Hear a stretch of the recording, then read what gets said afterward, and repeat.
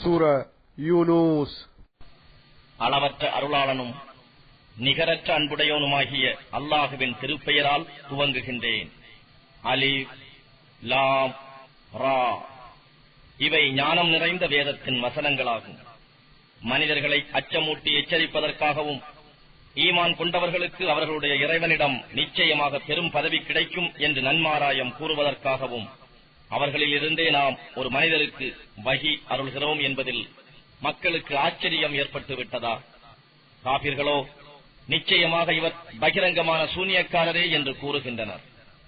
நிச்சயமாக உங்கள் இறைவன் அல்லாஹ்வே. அவன் வானங்களையும் பூமியையும் 6 நாட்களில் படைத்தான். பின்னர் தன் ஆட்சியை அர்ஷின் மீது நிலைநாட்டினான். இவை சம்பந்தப்பட்ட அனைத்து காரியங்களையும் அவனே ஒழுங்குபடுத்துகின்றான். அவனுடைய அனுமதி கிடைத்த பின்னரே அன்றி அவனிடம் பரிந்து பேசுபவர் எவரும் இல்லை. இத்தகைய மாட்சிமை மிக்க அல்லாஹ்வே உங்களை படைத்து பரிபக்குவப்படுத்துபவன். ஆகவே அவனையே வணங்குங்கள். நல்லுணர்ச்சி பெற இவை பற்றி நீங்கள் சிந்திக்க வேண்டாமா? நீங்கள் அனைவரும் அவனிடமே மீண்டும் செல்ல வேண்டியிருக்கிறது. அல்லாஹுவின் வாக்குறுதி மெய்யானது. நிச்சயமாக அவன்தான் முதல் முறையாக படைத்தவன், மறுமுறை உயிர்ப்பிப்பவனும் அவனே. அவர்களில் ஈமான் கொண்டு நற்கர்மங்கள் செய்பவர்களுக்கு நியாயமான கூலியை வழங்குவான். இதை நிராகரிப்பவர்களுக்கு கொதிக்கும் நீர் குடிப்பதற்காக கொடுக்கப்படும். இன்னும் அவர்கள் நிராகரித்ததன் காரணமாக அவர்களுக்கு நோவினை தரும் கொடிய வேதனையும் உண்டு. அவன்தான் சூரியனை சுடர்விடும் பிரகாசமாகவும் சந்திரனை ஒளி உள்ளதாகவும் ஆக்கினான். ஆண்டுகளின் எண்ணிக்கையையும் கால கணக்கையும் நீங்கள் அறிந்து கொள்ளும் பொருட்டு சந்திரனாகிய அதற்கு மாறி மாறி வரும் பட்சங்களையும் உண்டாக்கினான். அல்லாஹ் உண்மையாகத்தக்க காரணம் கொண்டே அல்லாது இவற்றை படைக்கவில்லை. அவன் இவ்வாறு அறிவுள்ள மக்களுக்கு தன் அத்தாட்சிகளை விவரிக்கின்றான். நிச்சயமாக இரவும் பகலும் ஒன்றன் பின் ஒன்றாக மாறி வருவதிலும் வானங்களிலும் பூமியிலும் அல்லாஹ் படைத்துள்ள அனைத்திலும் பயபக்தி உள்ள மக்களுக்கு நிரம்ப அத்தாட்சிகள் இருக்கின்றன. நிச்சயமாக எவர்கள் நம்மை சந்திப்பதை சிறிதும் நம்பாது இவ்வுலக வாழ்க்கையை மிகவும் விரும்பி அதில் திருப்தி அடைந்து கொண்டும் இன்னும் எவர்கள் நம் வசனங்களை புறக்கணித்துக் கொண்டும் இருக்கிறார்களோ அவர்களுக்கு அவர்கள் சம்பாதித்த தீமைகளின் காரணமாக தங்கும் இடம் நரக நெருப்பே ஆகும். நிச்சயமாக எவர்கள் ஈமான் கொண்டு நற்கர்மங்கள் செய்கிறார்களோ அவர்களை அவர்களுடைய நம்பிக்கையின் காரணமாக அவர்களுடைய இறைவன் ஆறுகள் ஓடிக்கொண்டிருக்கும் இன்பமயமான சுவனபதிகளுக்கு உரிய வழிகளில் செலுத்துவான். அதில் அவர்கள் எங்கள் நாயனே நீ மகா பரிசுத்தமானவன் என்று கூறுவார்கள். அதில் தம் தோழர்களை சந்திக்கும் போது சலாமுன் சாந்தி என்று முகமன் கூறுவதாக இருக்கும். எல்லா புகழும் அகிலங்கள் அனைத்துக்கும் இறைவனாகிய அல்லாஹுவுக்கே என்பது அவர்களது பிரார்த்தனையின் முடிவாகவும் இருக்கும். நன்மையை அடைய மக்கள் அவசரப்படுவது போன்று அல்லாஹுவும் குற்றவாளிகளுக்குரிய தண்டனையாக தீங்கிழைக்க அவசரப்பட்டால் இதற்குள் நிச்சயமாக அவர்களுடைய காலம் அவர்களுக்கு முடிவு பெற்றே இருக்கும். எனினும் நம் சந்திப்பை சிறிதும் நம்பாதவர்களையும் அவர்களுடைய வழிகேட்டிலேயே தட்டழிந்து அலையுமாறு சிறிது காலம் இம்மையில் நாம் விட்டு வைக்கிறோம். மனிதனை ஏதேனும் ஒரு துன்பம் தீண்டுமானால் அவன் ஒரு சாய்ந்து படுத்துக் கொண்டோ அல்லது உட்கார்ந்து கொண்டோ அல்லது நின்ற நிலையிலோ அதை நீக்குமாறு நம்மிடமே பிரார்த்திக்கின்றான். ஆனால் நாம் அவனை விட்டும் அவனுடைய துன்பத்தை நீக்கிவிடுவோமேயானால் அவன் தனக்கு ஏற்பட்ட துன்பத்தை நீக்குவதற்கு அவன் நம்மை அழைக்காதது போலவே அலட்சியமாக சென்று விடுகிறான். வரம்பு மீறுபவர்களுக்கு அவர்களுடைய செயல்கள் இவ்வாறு அழகாக்கப்பட்டு விடுகின்றன. மனிதர்களே, உங்களுக்கு முன்னிருந்த எத்தனையோ தலைமுறையினர்களை அவர்கள் அநியாயம் செய்தபோது நிச்சயமாக நாம் அழித்திருக்கின்றோம். அவர்களிடம் அவர்களுடைய இறை தூதர்கள் தெளிவான அத்தாட்சிகளை கொண்டு வந்தார்கள். எனினும் அவர்கள் நம்பவில்லை. குற்றம் செய்யும் மக்களுக்கு நாம் இவ்வாறே கூலி கொடுக்கின்றோம். அவர்களுக்கு பின்னர் உங்களை பூமியில் பிரதிநிதிகளாக்கி நீங்கள் எவ்வாறு நடந்து கொள்கிறீர்கள் என்று கவனிக்கின்றோம். அவர்கள் மீது தெளிவான நம் வசனங்கள் ஓதி காண்பிக்கப்பட்டால் நம்முடைய சந்திப்பை நம்பாதவர்கள் இதுவல்லாது வேறு ஒரு குர்ஆனை நீர் கொண்டு வாரும் அல்லது இதை மாற்றிவிடும் என்று கூறுகிறார்கள். அதற்கு என் மனப்போக்கின்படி அதை நான் மாற்றிவிட எனக்கு உரிமை இல்லை. என் மீது வஹியாக அறிவிக்கப்படுபவற்றை தவிர வேறெதையும் நான் பின்பற்றுவதில்லை. என் இறைவனுக்கு நான் மாறு செய்தால் மகத்தான நாளின் வேதனைக்கு நான் ஆளாக வேண்டும் என்பதை நான் நிச்சயமாக பயப்படுகிறேன் என்று நபியே நீர் கூறுவீராக. இதை நான் உங்களுக்கு ஓதி காட்டக்கூடாது என்று அல்லாஹ் நாடியிருந்தால் இதனை நான் உங்களிடம் ஓதி காண்பித்திருக்க மாட்டேன். நிச்சயமாக நான் இதற்கு முன்னர் உங்களிடையே நீண்ட காலம் வசித்திருக்கிறேன். இதை நீங்கள் உய்த்து உணர வேண்டாமா என்று நபியே நீர் கூறுவீராக. அல்லாஹுவின் மீது பொய் கூறுபவன் அல்லது அவனுடைய வசனங்களை பொய்ப்பிக்க முற்படுபவன் இவர்களை விட அநியாயம் செய்பவர் யார்? பாவம் செய்பவர்கள் நிச்சயமாக வெற்றியடைய மாட்டார்கள். தங்களுக்கு யாதொரு நன்மையோ தீமையோ செய்ய இயலாத அல்லாஹ் அல்லாதவற்றை முஷ்ரிக்குகள் வணங்குகிறார்கள். இன்னும் அவர்கள் இவை எங்களுக்கு அல்லாஹ்விடம் மன்றாட்டம் செய்பவை என்றும் கூறுகிறார்கள். அதற்கு நீர், வானங்களிலோ பூமியிலோ அல்லாஹ் அறியாதவை இருக்கின்றன என எண்ணிக்கொண்டு நீங்கள் அவனுக்கு அறிவிக்கின்றீர்களா? அவன் மிகவும் பரிசுத்தமானவன், அவர்கள் இணை வைப்பவற்றை விட மிகவும் உயர்ந்தவன் என்று கூறும். மனிதர்கள் யாவரும் ஆதியில் ஒரே இனத்தவராகவே அன்றி வேறில்லை. பின்னர் அவர்கள் மாறுபட்டுக் கொண்டனர். உங்கள் இறைவனிடம் இருந்து இம்மையின் கூலி மறுமையில் பூரணமாக கொடுக்கப்படும் என்ற ஒரு வார்த்தை முந்தி ஏற்பட்டிருக்காவிட்டால் அவர்கள் எந்த விஷயத்தில் மாறுபட்டிருக்கின்றனரோ அதை பற்றி அவர்களிடையே இதற்குள் முடிவு செய்யப்பட்டிருக்கும். மேலும் அவர்கள் இவர் மீது இவருடைய இறைவனிடம் இருந்து நாம் கோரும் ஏதேனும் ஒரு அத்தாட்சி இறக்கப்பட வேண்டாமா என்று கூறுகிறார்கள். அதற்கு மறைவான விஷயங்கள் அல்லாஹுவுக்கு மாத்திரமே தெரியும், நீங்கள் எதிர்பார்த்திருங்கள், நானும் உங்களுடன் எதிர்பார்த்திருக்கிறேன் என்று நபியே நீர் கூறுவீராக. மனிதர்களுக்கு ஏற்பட்ட துன்பங்களுக்கு பின் அவர்களை நம் ரஹ்மத்தை கிருபையை அனுபவிக்கும்படி நாம் செய்தால் உடனே அவர்கள் நம் வசனங்களில் புரட்டு அர்த்தம் செய்ய சூழ்ச்சியோடு திட்டமிடுகிறார்கள். திட்டமிடுவதில் அல்லாஹுவே மிகவும் தீவிரமானவன் என்று அவர்களிடம் நபியே நீர் கூறும். நிச்சயமாக நீங்கள் செய்யும் சூழ்ச்சி செய்து திட்டமிடுவதையெல்லாம் எம் தூதர்கள் பதிவு செய்து கொண்டிருக்கிறார்கள். அவனே உங்களை தரையிலும் கடலிலும் பயணம் செய்ய வைக்கிறான். சில சமயம் நீங்கள் கப்பலில் இருக்கும் போது சாதகமான நல்ல காற்றினால் கப்பலில் உள்ளவர்களை கப்பல்கள் சுமந்து செல்லும் போது அவர்கள் மகிழ்ச்சி அடைகிறார்கள். பின்னர் புயல் காற்று வீசி எல்லா பக்கங்களில் இருந்தும் அலைகள் மோதும் போது நிச்சயமாக அலைகளால் சூழப்பட்டோம், தப்ப வழியில்லையே என்று எண்ணுகிறார்கள். அச்சமயத்தில் தூய உள்ளத்துடன் நீ எங்களை இதிலிருந்து காப்பாற்றிவிட்டால் மெய்யாகவே நாங்கள் உனக்கு நன்றி செலுத்துபவர்களாக இருப்போம் என்று அல்லாஹுவிடம் பிரார்த்திக்கின்றார்கள். அவன் அவர்களை காப்பாற்றிவிட்டதும் அவர்கள் பூமியின் மேல் நியாயம் இல்லாது அழிச்சாட்டியம் செய்கிறார்கள். மனிதர்களே, உங்கள் அழிச்சாட்டியங்களெல்லாம் உங்களுக்கே கேடாக முடியும். உலக வாழ்க்கையில் சிறிது சுகம் அனுபவித்துக் கொண்டிருக்கிறீர்கள். இதன் பின்னர் நம்மிடமே நீங்கள் திரும்ப வரவேண்டியது இருக்கிறது. அப்போது உங்களுக்கு நீங்கள் செய்து கொண்டிருந்ததை நாம் அறிவிப்போம். இவ்வுலக வாழ்க்கைக்கு உதாரணம் நாம் வானத்திலிருந்து இறக்கி வைக்கும் மழை நீரை போன்றது. அது பூமியில் கலந்து அதனை கொண்டு மனிதர்களும் கால்நடை பிராணிகளும் உண்ணுகின்ற பூமியில் செழித்து வளரும் பயிர்களினால் பூமி தன் அலங்காரத்தை பெற்றுக் கொண்ட போது அதன் சொந்தக்காரர்கள் கதிரை அறுவடை செய்து கொள்ளக்கூடிய எஜமானர்கள் என்று தங்களை எண்ணிக்கொண்டிருந்தனர். அச்சமயம் இரவிலோ பகலிலோ அதற்கு நம் கட்டளை வந்து அதை நாம் அழித்து விட்டோம். அது முந்திய நாள் அவ்விடத்தில் இல்லாதது போன்று அறுக்கப்பட்டதாக அதை ஆக்கிவிட்டோம். இவ்வாறே நாம் சிந்தனை செய்யும் மக்களுக்கு நம் அத்தாட்சிகளை விவரிக்கின்றோம். மேலும் அல்லாஹ் உங்களை தாருஸ்ஸலாம் எனும் சாந்தியும் சமாதானமும் உள்ள இல்லத்துக்கு அழைக்கின்றான். அவன் தான் நாடியவரை நேர்வழியில் செலுத்துகிறான். நன்மை புரிந்தோருக்கு உரிய கூலி நன்மையும் மேலும் அதைவிட அதிகமும் கிடைக்கும். அவர்களின் முகங்களை இருளோ இழிவோ சூழ்ந்து இருக்காது. அவர்கள் தாம் சுவனபதிக்கு உரியவர்கள், அதிலேயே அவர்கள் என்றென்றும் தங்கியிருப்பார்கள்.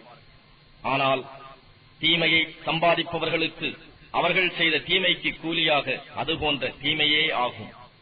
அவர்களை இழிவு சூழ்ந்து கொள்ளும். அவர்களை அல்லாஹ்வின் தண்டனையை விட்டு காப்பாற்றுபவர் எவரும் இலர். இருண்ட இருளையுடைய இரவின் ஒரு பாகம் அவர்கள் முகங்களை சூழ்ந்து சுற்றிக் கொள்ளப்பட்டது போல் அவர்களின் முகங்கள் காணப்படும். அவர்கள் நரக நெருப்புக்கு உரியவர்கள், அவர்கள் அங்கேயே என்றென்றும் இருப்பார்கள். இன்னும் விசாரணைக்காக நாம் அவர்கள் அனைவரையும் ஒன்று சேர்க்கும் நாளில் இணை வைத்தவர்களை நோக்கி, நீங்களும் நீங்கள் இணை வைத்து வணங்கியவையும் உங்களிடத்திலேயே சிறிது தாமதித்து இருங்கள் என்று சொல்வோம். பின்பு அவர்களிடையே இருந்த தொடர்பை நீக்கிவிடுவோம். அப்போது அவர்கள் இணை வைத்து வணங்கியவை அவர்களிடம் நீங்கள் எங்களை வணங்கவே இல்லை என்று கூறிவிடும். நமக்கும் உங்களுக்கும் இடையே சாட்சியாக அல்லாஹ் போதுமானவன். நீங்கள் எங்களை வணங்கியதை பற்றி நாங்கள் எதுவும் அறியோம் என்றும் அவை கூறும். அங்கு ஒவ்வொரு ஆன்மாவும் தான் செய்து அனுப்பிய செயல்களின் பயன்களை சோதித்து பார்த்துக் கொள்வர். பின்பு அவர்கள் தங்கள் உண்மை இறைவனான அல்லாஹுவின் பக்கம் திரும்பிக் கொண்டு வரப்படுவார்கள். அவர்கள் கற்பனை செய்து கொண்ட தெய்வங்கள் அனைத்தும் அவர்களை விட்டு மறைந்துவிடும். உங்களுக்கு வானத்திலிருந்தும் பூமியிலிருந்தும் உணவளிப்பவன் யார்? உங்கள் செவிப்புலன் மீதும் உங்கள் பார்வைகளின் மீதும் சக்தியுடையவன் யார்? இறந்தவற்றிலிருந்து உயிருள்ளவற்றையும் உயிருள்ளவற்றிலிருந்து இறந்தவற்றையும் வெளிப்படுத்துபவன் யார்? அகிலங்களின் அனைத்து காரியங்களையும் திட்டமிட்டு செயல்படுத்துபவன் யார் என்று நபியே நீர் கேளும். உடனே அவர்கள் அல்லாஹ் என பதிலளிப்போர்கள். அவ்வாறாயின் அவனிடம் நீங்கள் பயபக்தியுடன் இருக்க வேண்டாமா என்று நீர் கேட்பீராக. உண்மையாகவே அவன்தான் உங்களை படைத்து பாதுகாக்கும் அல்லாஹ். இந்த உண்மைக்கு பின்னரும் நீங்கள் அவனை வணங்காவிட்டால் அது வழிகேட்டை தவிர வேறில்லை. இப்பேருண்மையை விட்டு நீங்கள் எங்கு திரும்பப்படுகிறீர்கள்? இவ்வாறு பாசிக்குகள் பாவம் செய்பவர்களுக்கு எதிராக கூறப்பட்ட உங்களுடைய இறைவனின் வாக்கு நிரூபிக்கப்பட்டு விட்டது. நிச்சயமாக அவர்கள் நம்பிக்கை கொள்ளவே மாட்டார்கள்.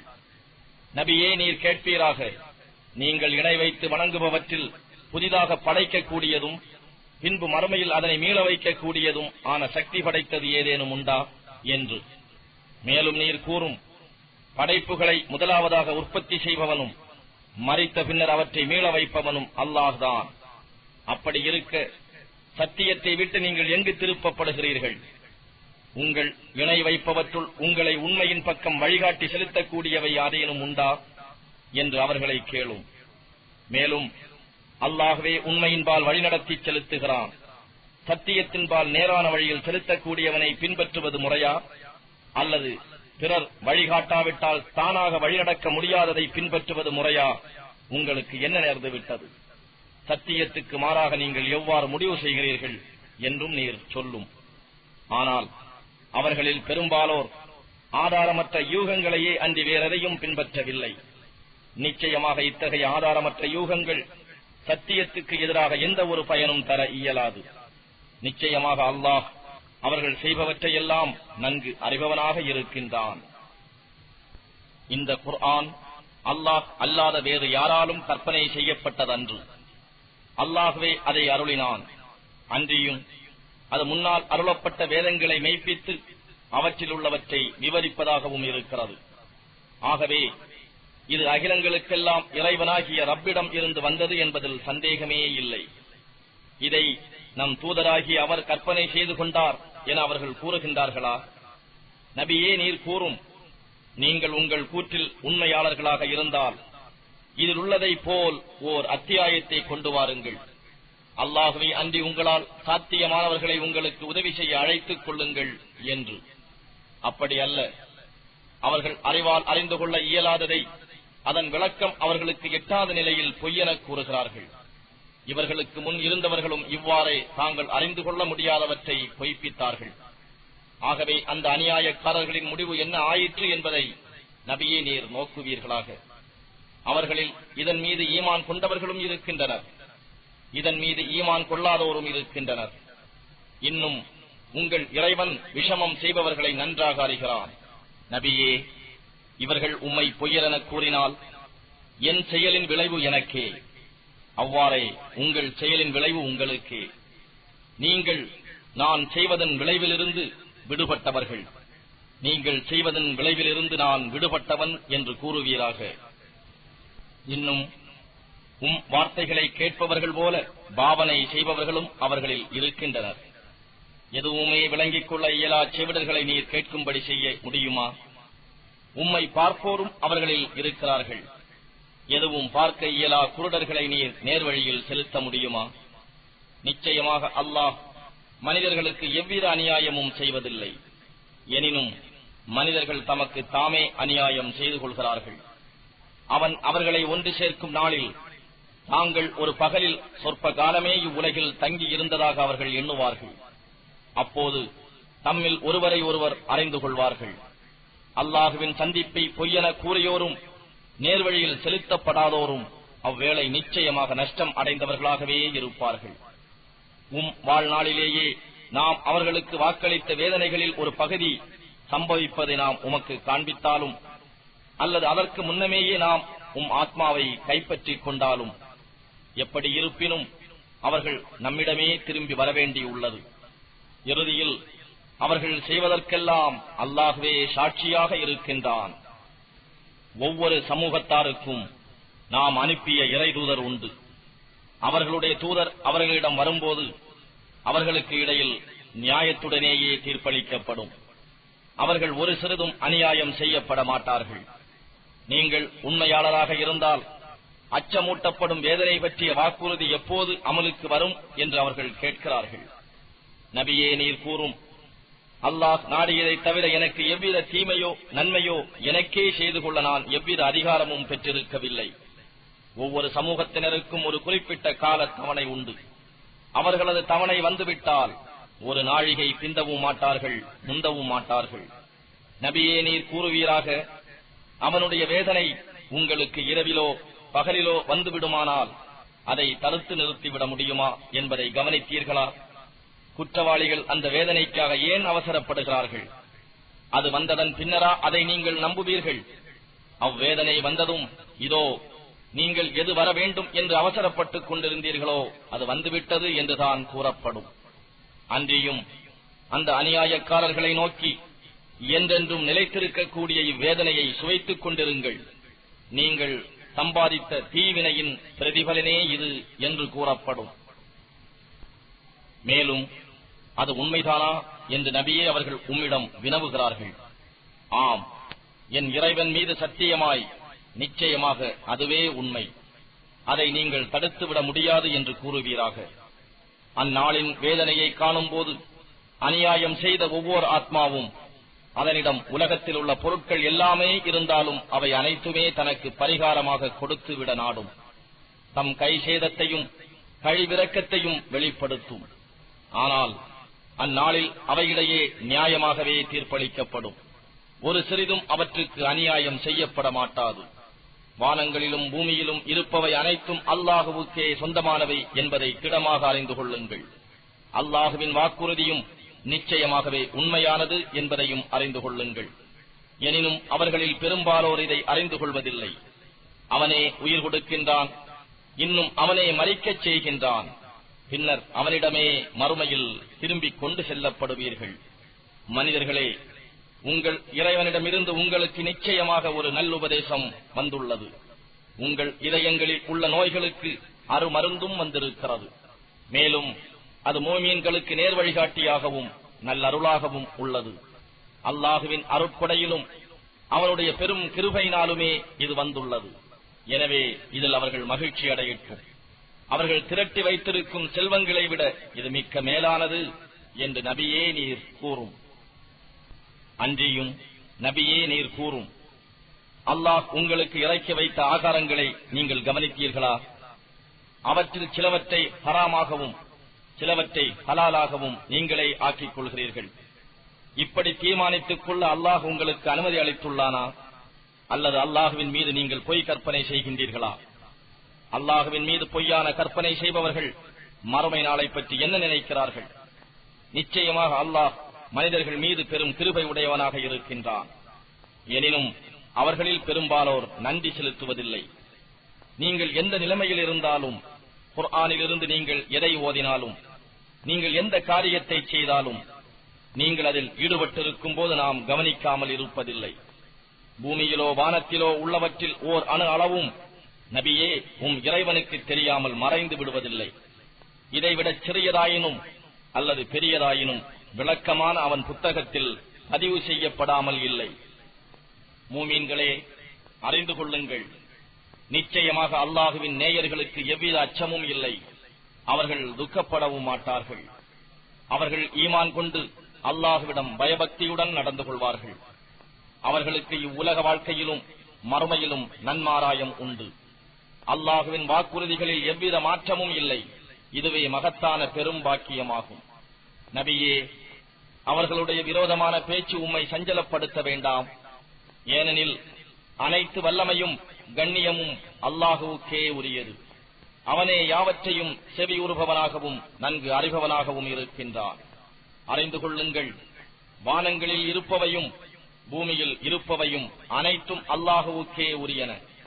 அல்லாஹ் அல்லாது வேறு அவர்கள் இணை வைக்கும் தெய்வங்களில் எதனை பின்பற்றுகிறார்கள்? அவர்கள் பின்பற்றுவது வெறும் யூகமே அன்றி வேறொன்றும் இல்லை. இன்னும் அவர்கள் வெறும் கற்பனை செய்பவர்களே. நீங்கள் அதில் சுகம் பெறுவதற்காக இரவையும் பார்வையுள்ளதாக பகலையும் உங்களுக்காக அவனே உண்டாக்கினான்.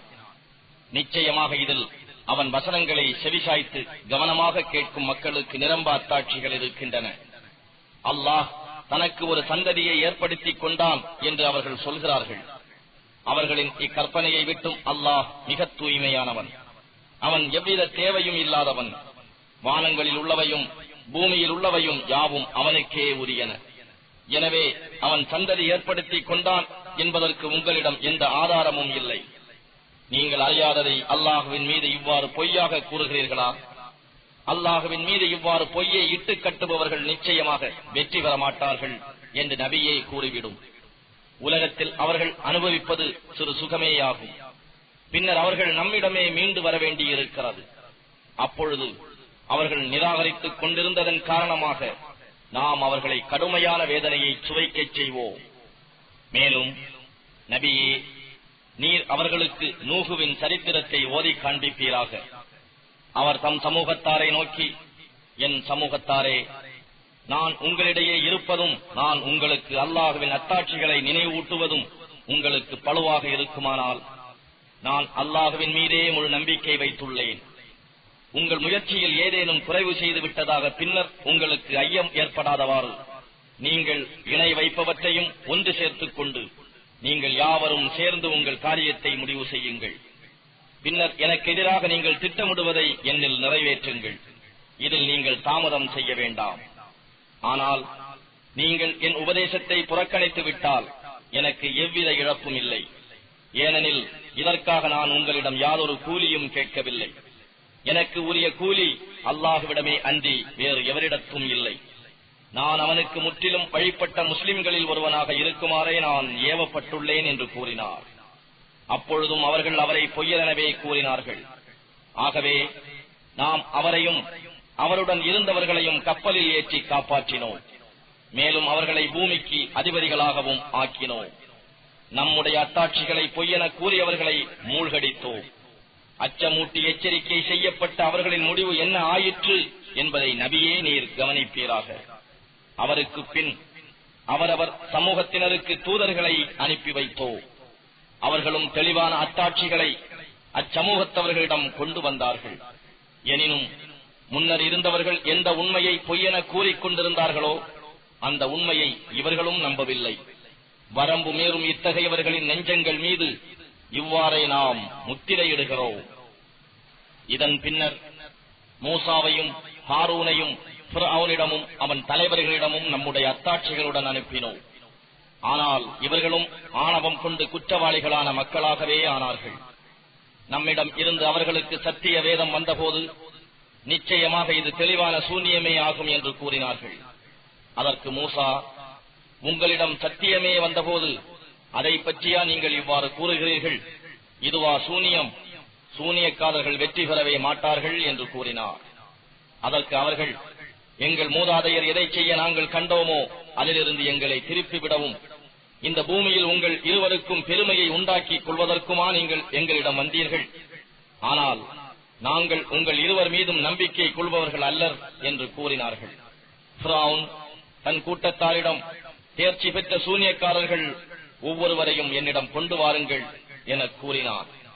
அதன்படி சூனியக்காரர்கள் வந்ததும், நீங்கள் சூனியம் செய்ய எரிய விரும்புவதை எரியுங்கள் என்று மூசா அவர்களிடம் கூறினார். அவர்கள் எரியக்கூடிய கைத்தடிகளை எறிந்தபோது மூசா, நீங்கள் கொண்டு வந்தவை அனைத்தும் சூனியமே. நிச்சயமாக அல்லாஹ் விரைவிலேயே இவற்றை அழித்து விடுவான். அல்லாஹ் பசாது செய்யும் விஷமிகளின் செயலை நிச்சயமாக சீர்படச் செய்ய மாட்டான் என்று கூறினார். இன்னும் குற்றவாளிகள் வெறுத்த போதிலும் நிச்சயமாக அல்லாஹ் தன் வாக்குகளை கொண்டு சத்தியத்தை நிலைநாட்டியே தீருவான் என்றும் கூறினார். ஃபிரௌனும் அவனுடைய பிரமுகர்களும் தங்களை துன்புறுத்துவார்களே என்ற பயத்தின் காரணமாக மூசாவின் மீது அவருடைய சமூகத்தாரின் சந்ததியினர் சிலரை தவிர வேறு ஈமான் கொள்ளவில்லை. ஏனெனில் ஃபிரௌன் அந்த பூமியில் வலிமை மிக்கவனாக இருந்தான், வரம்பு மீறி கொடுமை செய்பவனாகவும் இருந்தான். மூசா தம் சமூகத்தவரிடம், என் சமூகத்தாரே, நீங்கள் அல்லாஹ்வின் மீது ஈமான் கொள்பவர்களாக இருந்து நீங்கள் மெய்யாகவே அவனை முற்றிலும் வழிபடுபவர்களாக முஸ்லிம்களாக இருந்தால் அவனையே பூரணமாக நம்பி உங்கள் காரியங்களை ஒப்படைத்து விடுங்கள் என்று கூறினார். அதற்கு அவர்கள், நாங்கள் அல்லாஹ்வையே பூரணமாக நம்பி அவனிடமே எங்கள் காரியங்களை ஒப்படைத்துக் கொண்டோம் என்று கூறி, எங்கள் இறைவனே, அநியாயம் செய்யும் மக்களின் சோதனைக்கு எங்களை ஆளாக்கி விடாதே என்று பிரார்த்தித்தார்கள்.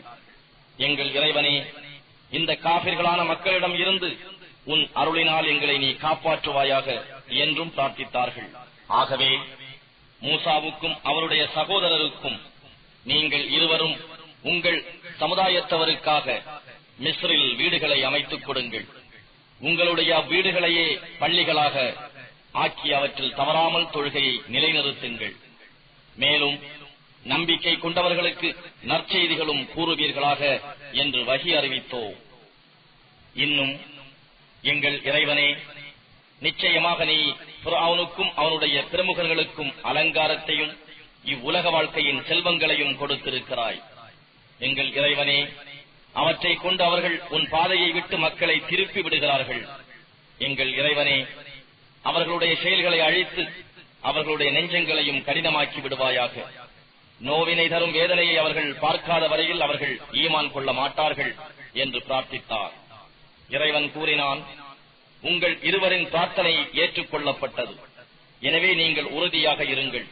அறியாதவர்களாக இருக்கிறார்களே, அவர்களின் வழியை நீங்கள் இருவரும் ஒருபோதும் பின்பற்றாதீர்கள் என்று. மேலும் இஸ்ராயேலின் சந்ததியினரை நாம் கடலை கடக்க வைத்தோம். அப்போது ஃபிரௌனும் அவனுடைய படைகளும் அளவு கடந்த கொடுமையையும் பகைமையையும் கொண்டு அவர்களை பின்தொடர்ந்தார்கள். அவனை மூழ்கடிக்க வேண்டிய நேரம் நெருங்கி அவன் மூழ்க ஆரம்பித்ததும் அவன், பனு இஸ்ராயேல் எந்த நாயன் மீது ஈமான் கொண்டார்களோ அவனை தவிர வேறு இறைவன் இல்லை என்று நானும் ஈமான் கொள்கிறேன்.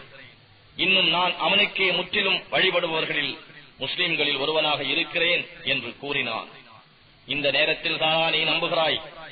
சற்று முன் வரையில் திடனாக நீ மாறு செய்து கொண்டிருந்தாய். இன்னும் குழப்பம் செய்பவர்களில் ஒருவனாகவும் இருந்தாய்.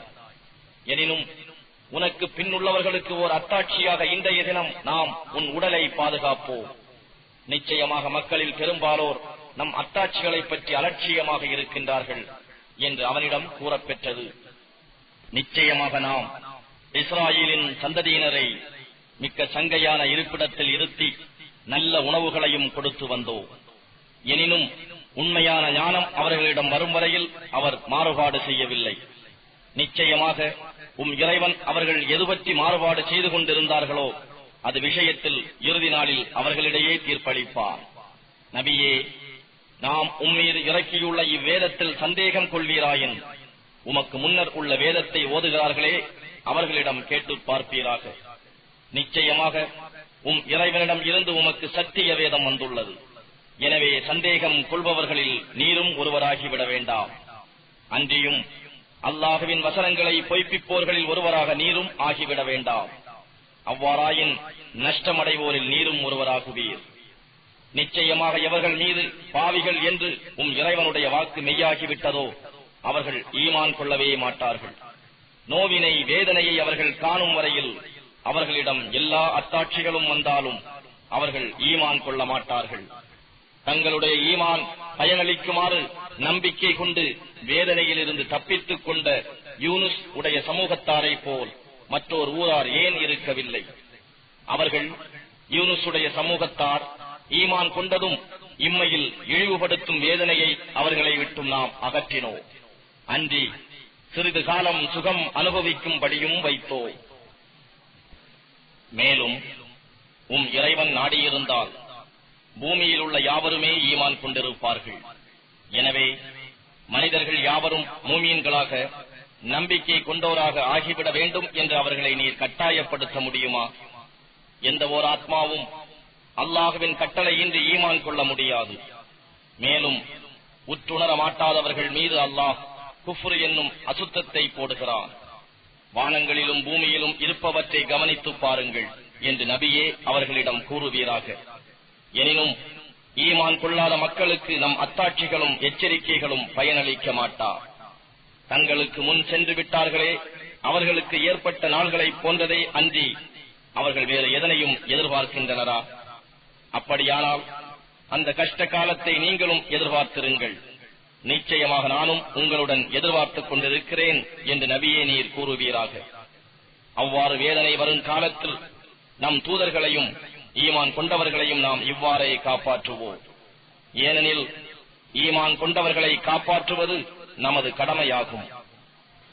மனிதர்களே, நீங்கள் என் மார்க்கத்தில் சந்தேகம் கொண்ட போதிலும் அல்லாஹ்வே அன்றி நீங்கள் வணங்குபவற்றை நான் வணங்க மாட்டேன். ஆனால் உங்களை மறிக்கச் செய்யும் அல்லாஹ்வையே நான் வணங்குகிறேன். நான் மூமீன்களில் ஒருவனாக இருக்குமாறு ஏவப்பட்டுள்ளேன் என்று நபியே நீர் கூறுவீராக.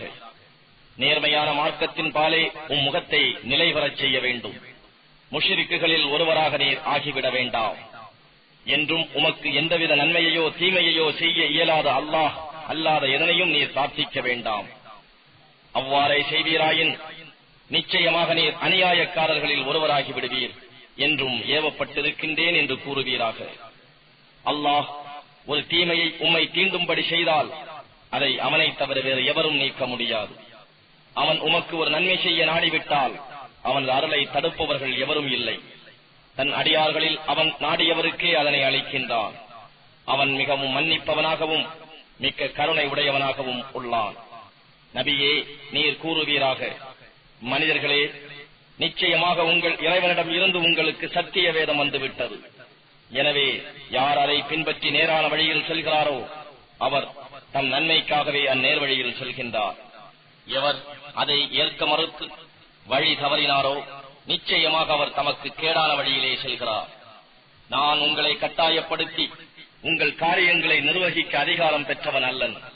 நபியே, உங்களுக்கு வஹி மூலம் அறிவிக்கப்பட்டதையே பின்பற்றி நடந்து கொள்வீராக. அல்லாஹ் தீர்ப்பளிக்கும் வரையில் பொறுமையாகவும் உறுதியாகவும் இருப்பீராக.